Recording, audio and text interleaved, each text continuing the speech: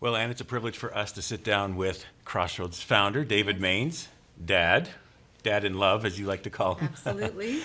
And to ask some questions about the new book that he's just written, This Far by Faith. I love that title, Dad, and I know that there's significance to the title because of a song that you and Mom used to sing. Yeah, that was our theme song, really, and I love it. I love it. It's a great song. So we want to ask you a couple of the stories from the book. Let's go right back to the time of your very first day of school and what led up to that. And there's a nickname involved in this too. Well, my working title for the book was From Mess to Maturity, brackets, a work in progress, or maybe, sometimes I wrote down, but maybe, maturity. But that first day of school, I had just turned 5. I'd been 4 up until August 13th, turned 5. Labor Day came along. The day after Labor Day, school started in the one-room school in Ramseyville, Ontario, just outside Ottawa. And my sisters had taught me to read. I read, not just Dick and Jane, but a little more complicated stuff. And so my sisters went over and told Miss Bice, the teacher, David can read, and he's 5 now. Could he come to school?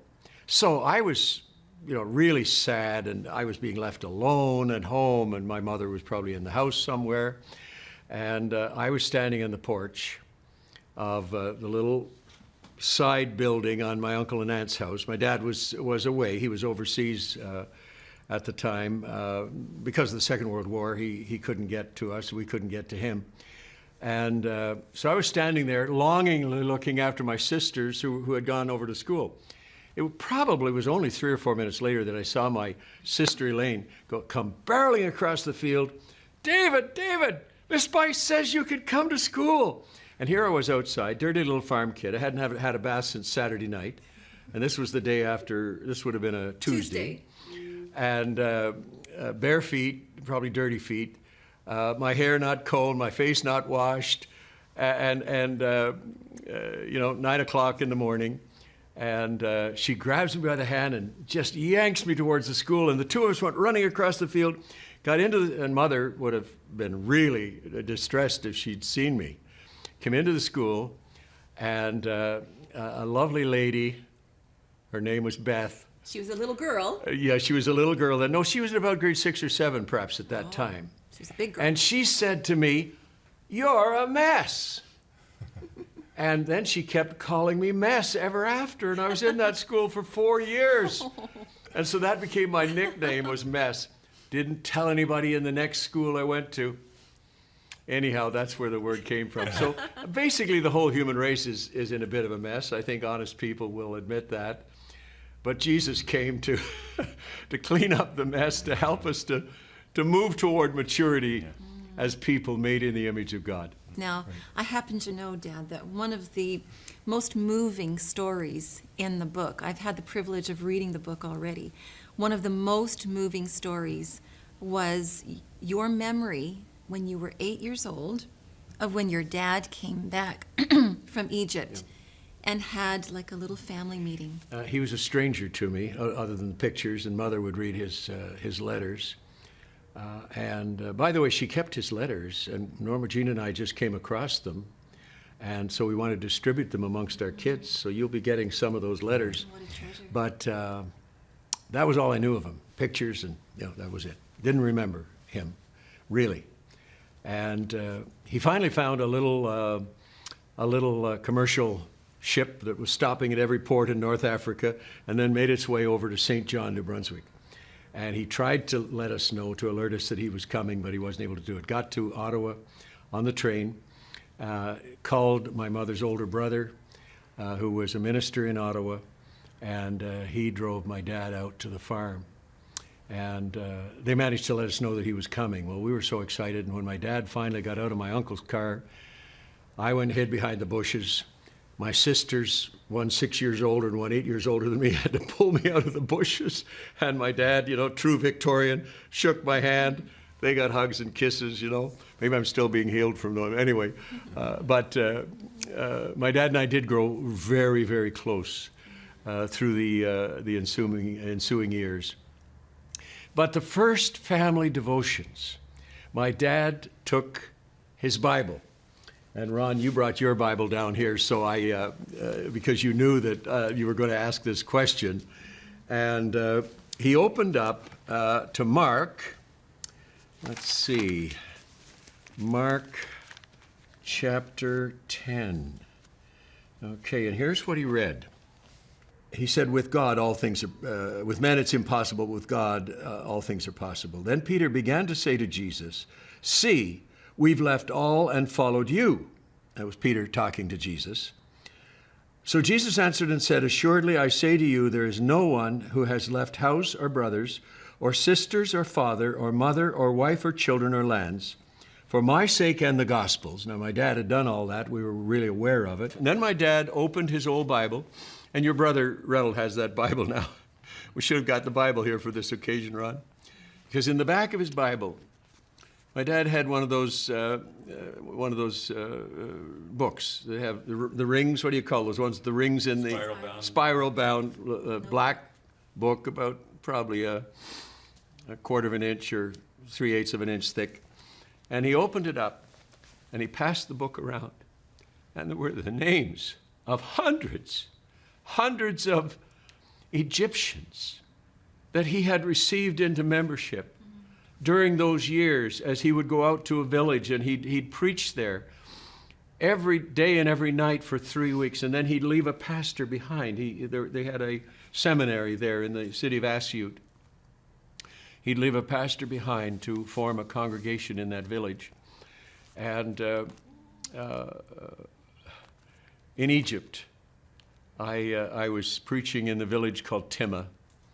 And after it was over, a man came up to me with the biggest smile of all, talking away in Arabic, and someone interpreted into English for me. And what he was saying is, my name is Mainse. And he was about my age, maybe younger. He might have been 4 or 5 years younger. And he said, my parents named me Mainse, which is hard to say with the Arabic tongue. They named me Mainse because they came to give their lives to Jesus under your dad's preaching. And I've come across a number of people named Mainse. And here I was back in Canada, wishing I had a brother to play with, you know. And here over in Egypt, I had brothers. And so he said there are more than 100 times as many names in this book as of those I left behind. Those things make an impact on an 8-year-old child that you never, never forget.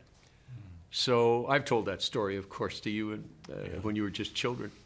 It still gets me every time, Dad. It's very touching how God was faithful to the promise to him while he was away in Egypt. And he claimed that. He said, God, if I have to be separated from my family, then I'm claiming this promise that Jesus made to his followers 100-fold in this life, and of course in the world to come, life everlasting. And my mother died when I was just 12, and my dad passed on. He was younger than I am now. He was 76, I believe. And won't be long, Dad, in case you watch television up there, and Mom. Well, we're hoping it's going to be quite a long time, Dad. Yeah. Well, one more story. There's a chapter in the book called Read, Pray, Blog. Oh. And it was just over a year ago that God spoke to your heart about starting something, and just give us the Reader's Digest version of why you started this blog, and you're still right in the middle of it. I was last January down in Florida, where Mom and I have a mobile home in a seniors park. And her brothers are right in a row, you know, so I'm just engulfed by my wife's family. But that's fine. Good family. A year ago this past January. A year ago this past January. And our pastor in Lakeland had promoted a 1 week fasting and prayer. So I participated in the fasting and prayer for a week, and concluded it Sunday night. On my way home, I think I stopped at a shake and bake, no, not shake and bake, shake and steak. Steak and shake. And so I broke the fast, went home, was having a nice sleep, woke up in the morning, eyes wide open, looked at the digital clock, 4 a.m. I said, what's this all about? Because I had been enjoying sleeping, and I used to get up, at that time when I was hosting daily television. But when I retired, I kind of took it rather seriously, and I guess, anyhow, so I said, Lord, what's happening? Now, Jesus said, my sheep know my voice. He didn't say my spiritual giants know my voice. He didn't say, my sheep, just dumb old sheep who listen, who spend time with the shepherd. They know the voice of the Lord. And so I heard that still small inner voice saying, I want you to start a daily blog. I didn't hardly even knew what it was. I'm not computer literate. I said, a daily blog. Well, I knew Lorna did a blog for the CBC, my former co-host here. And so I knew I could go to Lorna and get some pointers. And and you're to read the word, you're to pray, and then the blog is to be uploaded or posted by 6 a.m. every morning. And it's to be fresh bread daily. And so I said, okay, Lord, you let me know when I'm supposed to start this. Well, I was back home here, and I was in the midst of the last leg of what we call our Thank You Canada tour, meeting people who've over the years supported the ministry in their prayers and their giving, and just going to community after community.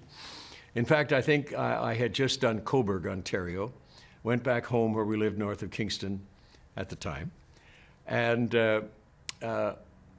was awakened the next morning, opened my eyes, the digital clock said 4 a.m., right on. And the Lord said, I want you to get up and practice. That still small inner voice again. Dumb old sheep, but who spend time with the shepherd, not claiming to be any spiritual, bigwig or anything. And so I got up and I went through the process and I wrote one. And I said, okay, Lord, you're going to have to let me know when to start. So when we started was the day after the 50th anniversary. We started Sunday morning, the 4th of June. So, we're over a year now in the blog, and people can start at any time. And if they stick with me for the 2-year period, in the blog, 100words.ca, they'll complete the entire Bible in a way that allows people to meditate. There's enough time to meditate, think about it, study it. And I got to admit that most of the time I go over 100 words on the scripture portion. Yeah. And then the 100 personal Personal words. word, where you tell more stories. That's where I try to put the very condensed.